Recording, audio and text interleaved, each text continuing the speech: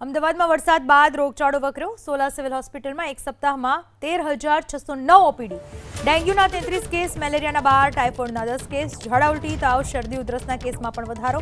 બાળકોની ઓપીડીમાં 10% વધારો। બાળકોની રોજની ઓપીડી 100થી વધીને 150 નોંધાય છે।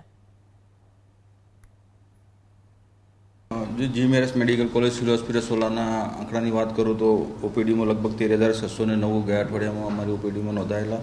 तो दाखल दर्दियों 1253 दर्दी नोधाया। जुदा जुदा डिजीज की बात करूँ तो डेंग्यू में लगभग 323 दर्दी लोहीना नमूना शंकास्पद लेवामां आव्या, तेमांथी 33 दर्दीना रिपोर्ट पॉजिटिव था। तथा मेलेरिया 910 लोहीना नमूना तपास माटे लेवामां आवेला, तेमांथी 12 दर्दीना रिपोर्ट पॉजिटिव था।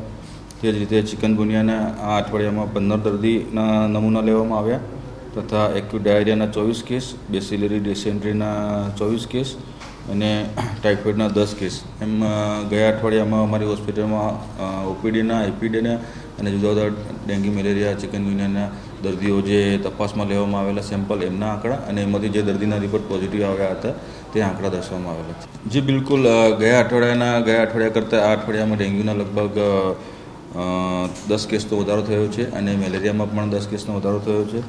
એટલે ઓલ ઓવર ઓપીડીમાં લગભગ પણ 2000નો વધારો થયો છે ગયા અઠવાડિયા કરતાં।